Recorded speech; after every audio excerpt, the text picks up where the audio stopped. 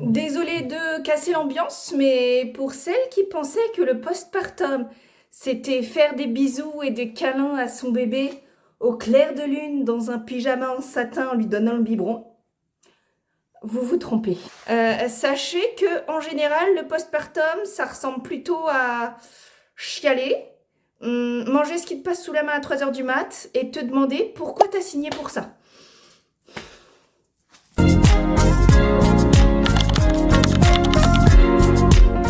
Bon, eh bien écoutez, comme apparemment il existe une espèce de loi du silence, un espèce de pacte entre toutes les mamans de France et de Navarre pour ne pas dire ce qu'est le postpartum, j'ai décidé de briser la loi du silence. Pour vous.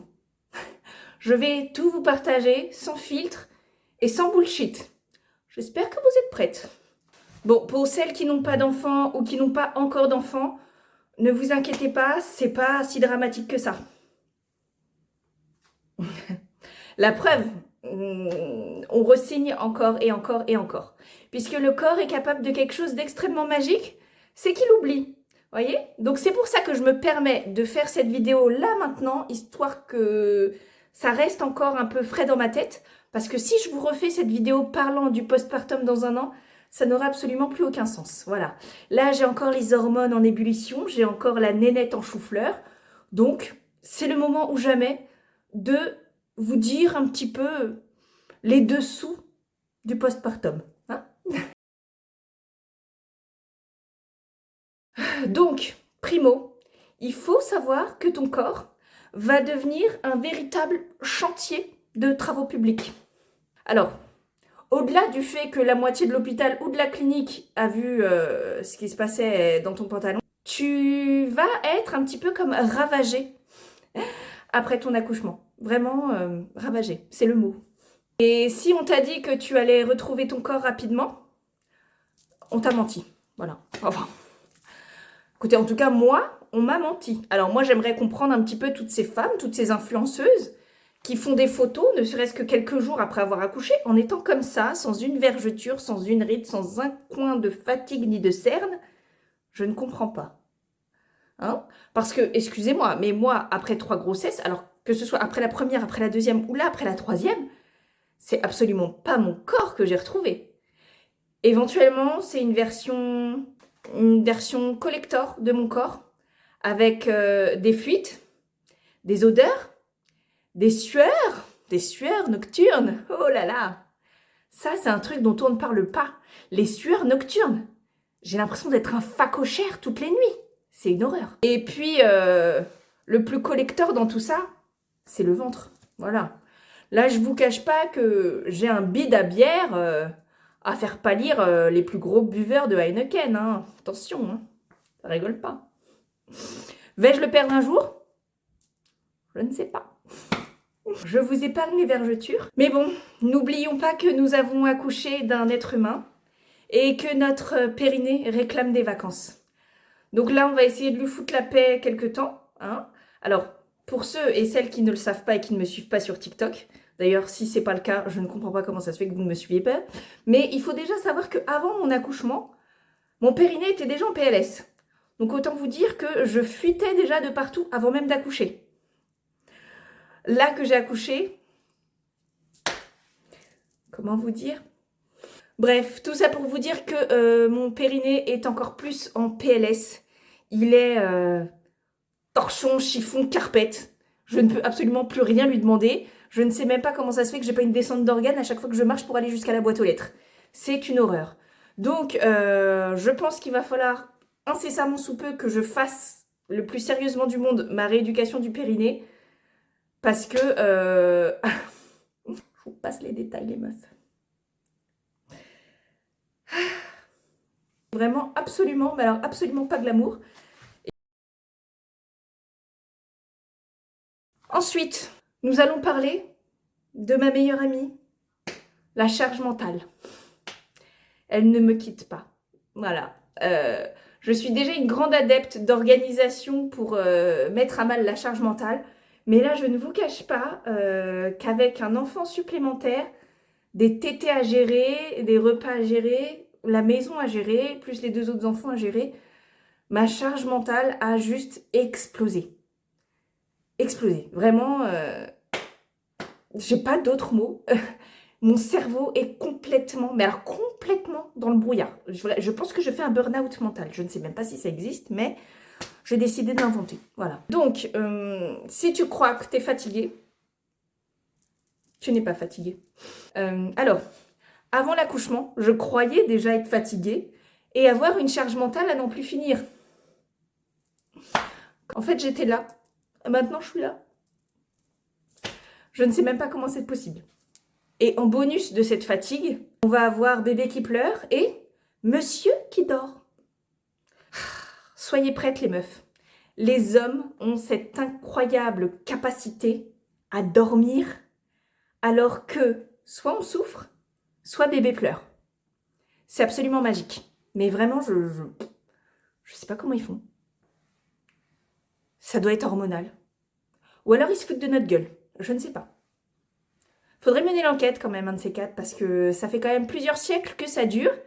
J'aimerais qu'on arrête de nous prendre pour des imbéciles. Et tant qu'on est dans les reproches, j'aimerais aussi dire à tous les gens qui envoient des textos en disant « Repose-toi bien, profite bien, dors pendant que bébé dort ».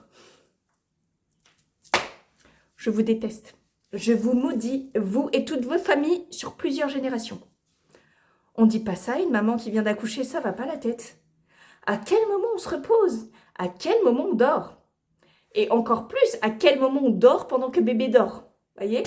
Là, bébé dort, il est 9h26. Je vais quand même pas aller me coucher à 9h26, ça n'a aucun sens. Voilà. Alors par contre, je pense que les hommes, eux, arrivent à dormir pendant que bébé dort. Ça, il n'y a aucun problème. Hein. Mais alors nous, les mamans, c'est encore une autre histoire.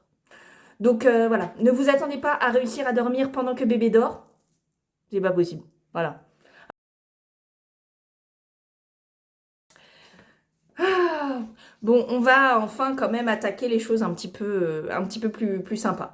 Ce qui m'aide à survivre, ce qui m'aide à ne pas sombrer.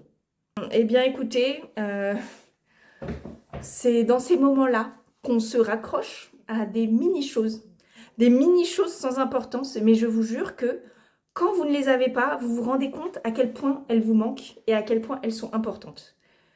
Voilà, bébé a 15 jours, donc 15 jours, c'est vraiment pas vieux. Et vous savez, quel est mon petit plaisir, moi? C'est de réussir à prendre une douche. Eh ouais.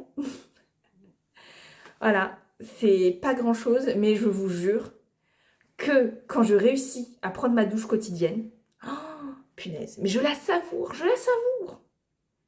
Et c'est mon petit bonheur à moi. Voilà. Ou pareil, quand j'arrive à me poser et à regarder un truc sur YouTube, putain, je kiffe. Mais je kiffe ma life. C'est des petits trucs comme ça sans importance, mais oh, c'est vraiment ça qui me réussit. Voilà. Pas de recette miracle, les meufs. C'est fatigant, c'est dur, c'est éprouvant, mais il faut vraiment réussir à se rattacher au petit bonheur du quotidien.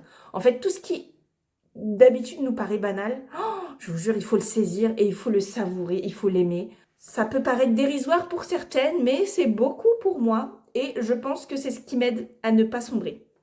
Parce que avec la chute d'hormones, je vous assure qu'il faut s'accrocher.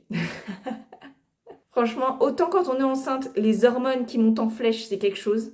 Mais alors quand on accouche, la chute d'hormones, les meufs, oh, on n'est pas prêt. Hein. On n'est pas prêt. À aucun moment pendant la grossesse, on nous prépare à ça. Je sais même pas comment ça se fait que monsieur n'a pas encore fait ses valises et n'a pas encore quitté cette maison. Je suis absolument insupportable. La dernière chose qui m'aide aussi à tenir et à ne pas sombrer, c'est que je sais que je ne suis pas parfaite. Et rien que ça, je vous assure que ça me réconforte. Parce que en fait, je n'essaye pas d'être parfaite. Je sais que je ne le suis pas et que je ne le serai jamais et qu'à la limite, j'ai même pas envie de l'être. Donc, je me mets pas de pression. Franchement, no pression. Le ménage n'est pas fait dans la maison, c'est pas grave. Le repas n'est pas préparé pour ce soir, c'est pas grave, on va se chercher des pizzas. Je vous jure, il faut vraiment prendre les choses avec zénitude. Voilà, je me laisse cette petite période de 1 mois pendant laquelle tout va couler sur moi. Ça va peut-être être le boxon dans ma maison, ça va peut-être être le boxon dans ma vie, mais ma santé mentale est indemne. Et ça, je vous jure que ça n'a pas de prix.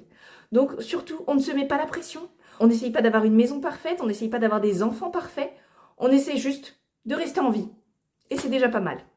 Donc en conclusion de tout ça, je sais qu'on est des milliers, des centaines de milliers, enfin je pense qu'absolument toutes les femmes de toute façon traversent cette période un petit peu difficile qu'est le postpartum. Si tu vas pas bien ou si tu te sens mal, c'est normal. Vraiment, c'est normal.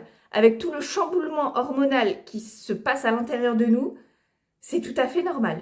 On vit un bouleversement, on vit quelque chose d'énorme, on a donné la vie et on a aussi le droit de dire que c'est dur, on a aussi le droit de pleurer, on a aussi le droit de craquer, mais surtout, on a le droit de demander de l'aide. Et je sais que c'est une chose que j'ai pas forcément faite pendant ma dernière grossesse. Et là, je peux vous certifier que je sollicite en particulier monsieur plus que jamais. Voilà. Là où avant je l'épargnais un peu, maintenant, no way. Cet enfant, on l'a fait à deux. Il n'y a pas de raison que je souffre toute seule du postpartum. Lui aussi, il va bouffer du postpartum. Hein? Après tout, ils ont un congé paternité. Faut bien que ça serve à quelque chose. On reste ensemble et ici, on va continuer à se dire les choses vraies. Ici, on va continuer à partager les vraies choses de la vie, toujours avec un petit peu d'humour et de légèreté parce que sinon, c'est pas drôle. Donc écoutez les filles, on s'abonne et je pense que dans le prochain épisode, je vous partagerai un vlog de ma nouvelle vie de maman. Je pense que ça va promettre.